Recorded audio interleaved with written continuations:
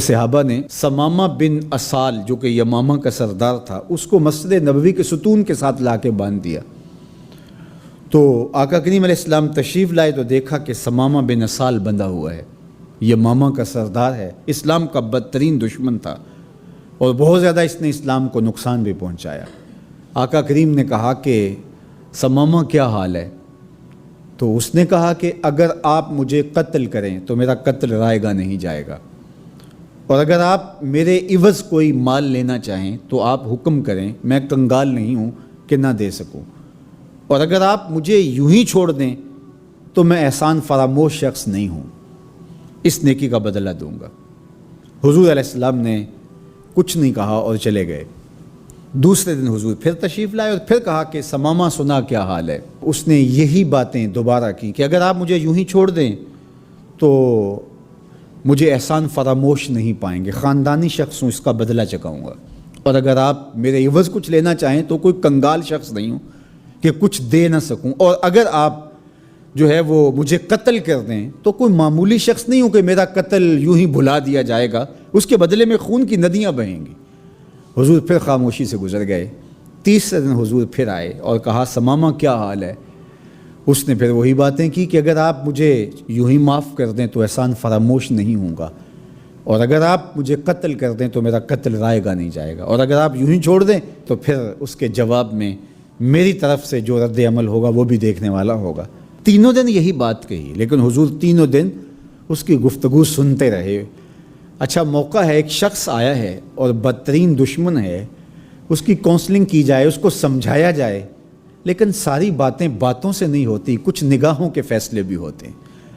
تیرا علاج نظر کے سوا کچھ اور نہیں۔ حضور نے کچھ نہیں کہا، اور تیسرے دن جب حضور نے کہا کہ اس کی رسیاں کھول دو تو اس کی رسیاں کھول دی گئی، تو وہ باہر جاتا ہے، قدم اندر کو اٹھتے ہیں۔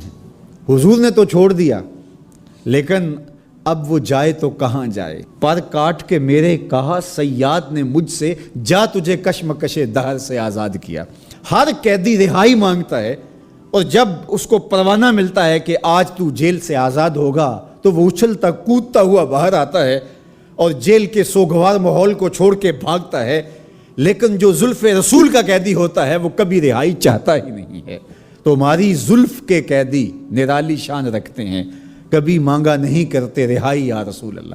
اب وہ باہر چلا گیا اور غسل کر کے پھر پلٹ آیا اور حضور علیہ السلام کے ہاتھ پہ بیعت اسلام کرتا ہے۔ اسلام لانے کے بعد اب وہ جو پہلی بات کرتا ہے وہ سنیے۔ وہ کہتا ہے حضور مجھے سب سے زیادہ اگر کوئی برا دین لگتا تھا تو وہ دین اسلام تھا، لیکن اب میری کیفیت قلب یہ ہے جتنا پیارا دین دین اسلام لگتا ہے کوئی اور دین ہے ہی نہیں، اور جتنے بھی دنیا پہ شہر موجود تھے مجھے شہر مدینہ ان میں سے معاذ اللہ اچھا نہیں لگتا تھا، لیکن اب میری کیفیت یہ ہے جنوں ویکھ کے اکھیاں ٹھر دیاں نے، جنوں ویکھ کے ٹھردا سینہ ہے، ربا تیری ساری خدائی وچوں بس اکو شہر مدینہ ہے۔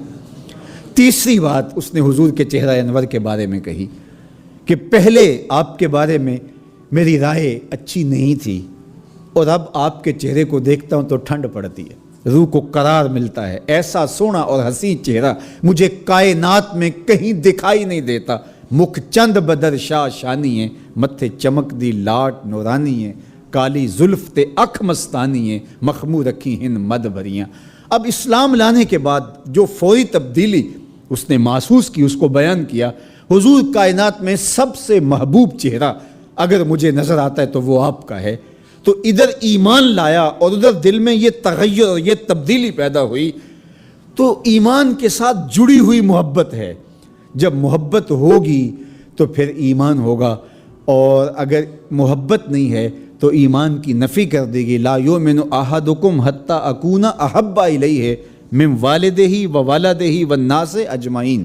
محمد کی محبت دین حق کی شرط اول ہے، اسی میں ہو اگر خامی تو سب کچھ نامکمل ہے۔ تو محبت حضور علیہ السلام کی یہ تقاضائے دین ہے، یہ منشاء ایمان ہے۔ کریم کے منہ سے جو نکلتا تھا حق نکلتا تھا۔ حضور علیہ السلام جب گفتگو ارشاد فرماتے تو حضرت عبداللہ ابن عمر رضی اللہ تعالی عنہ اس کو لکھ لیتے۔ بعض صحابہ نے کہا حضور کبھی غصے میں ہوتے ہیں، حضور کبھی مزاح فرما رہے ہوتے ہیں، تم لکھ لیتے ہو، بعد میں آنے والے تو یہ تمیز نہیں کر پائیں گے کہ حضور نے یہ بات غصے میں کہی تھی یا حضور نے مزاح میں فرمایا تھا۔ تو حضرت ابن عمر نے لکھنا چھوڑ دیا۔ آقا کریم گفتگو فرمانے لگے تو دیکھا آج ابن عمر نہیں لکھ رہے، تو حضور نے فرمایا ابن عمر لکھتے کیوں نہیں ہو؟ عرض کی حضور مجھے پاس کے بعد صحابہ نے منع کر دیا ہے کہ آپ کبھی غصے میں ہوتے ہیں کبھی مزاح فرما رہے ہوتے ہیں۔ تو حضور نے ارشاد فرمایا اکتب فوالذی نفسی بیدی، ابن عمر لکھا کرو، مجھے قسم ہے اس رب کی جس کے قبضے میں میری جان ہے، ما یخرج منہ الا حق، اس منہ سے حق کے علاوہ کچھ بھی نہیں نکلتا۔ میں غصے میں بولوں پھر بھی حق کہتا ہوں، میں مزاح میں کہتا ہوں پھر بھی حق کہتا ہوں۔ حضرت ابو ہریرہ رضی اللہ تعالیٰ عنہ فرماتے ہیں کہ ہم نے حضور سے عرض کی حضور انکا تداعبنا یا رسول اللہ صلی اللہ علیہ وسلم، حضور آپ ہم سے دل لگی بھی فرما لیتے ہیں؟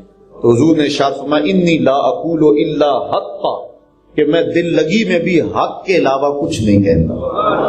ہم لوگ مزاح میں کوئی بات کریں تو بعد میں پریشانی ہوتی ہے کہ یہ بات نہیں کہنی چاہیے تھی، غصے میں کر جائیں تو پچھتاوا ہوتا ہے، بعد میں معذرت کرتے پھرتے، لیکن اللہ نے اپنے محبوب کو تبا کا وہ نور نصیب فرمایا ہے، اور آقا کریم علیہ الصلوۃ والسلام کو وہ اعتدال نصیب فرمایا ہے کہ حضور غصے میں فرما رہے ہوں پھر بھی حق فرماتے ہیں، مزاح میں کہہ رہے ہوں پھر بھی حضور حق ہی فرماتے ہیں۔ ایک صحابی حضور کی خدمت میں حاضر ہوا، اس نے سفر پہ جانا تھا، عرض کرتا ہے حضور مجھے آپ کوئی اونٹ عطا کر دیجئے۔ تو حضور نے فرمایا میں تو اونٹ کا بچہ دوں گا۔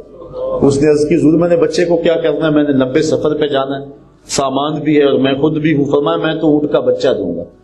تو پھر حضور نے فرمایا کہ کوئی اونٹ ایسا ہے جو کسی اونٹ کا بچہ نہ ہو؟ تو یہ مزاح ہے اور سوائے حق کے اور کچھ بھی نہیں۔ ایک صحابی تھے حضور کے جن کے ہاتھ موزونیت کے اعتبار سے کچھ لمبے ہوں گے، تو حضور ان کو از راہ مزاح فرما دیا کرتے تھے یا ذل یدین، اے دو ہاتھوں والے۔ اب مزاح بھی ہوں گے، حضرت انس رضی اللہ تعالیٰ عنہ کہتے ہیں یا ذل اذنین، اے دو کانوں والے۔ مزاح بھی ہو گیا لیکن سوائے حق کے اور کچھ نہیں۔ اچھا لطف کی بات ہے، کسی نے حضرت ذوالیدین سے پوچھا، احادیث میں ان کی ایک حدیث ہے، حدیث ذوالیدین، عصر کی نماز میں 2 رکعت کے سر پہ حضور نے سلام پھیر دیا۔ تو حضرت ذوالیدین اٹھ کے کھڑے ہو گئے، اقصرت الصلاۃ ام نسیتا، حضور نماز چھوٹی کر دی گئی ہے یا آپ بھول گئے؟ اللہ اکبر۔ صحابی کے ذہن میں جو بات پہلی آئی وہ یہ تھی کہ شاید نماز چھوٹی کر دی گئی، کیونکہ حضور کی اداؤں کا نام ہی تو دین ہے۔ اگر نہیں چھوٹی کی گئی تو پھر آپ بھول گئے، یہ دوسری بات، بخاری کی روایت ہے۔ اللہ اکبر۔ تو حضور علیہ السلام نے صحابہ سے پوچھا تو انہوں نے کہا کہ ہاں حضور آپ نے 2 رکعت کے سر پہ سلام پھیر دیے، پھر حضور نے نماز پڑھائی۔ حالت نماز میں کسی سے کلام کر لیا جائے تو نماز باقی، مقتدی کلام کرے مقتدی کی گئی، امام کلام کرے امام کی گئی تو مقتدی کی بھی گئی۔ یہاں مقتدی نے کلام کیا ہے حضرت ذوالیدین نے، پھر حضور نے کلام فرمایا ہے، پھر صحابہ نے کلام فرمایا، اور جہاں سے نماز چھوڑی تھی وہیں سے پڑھی ہے۔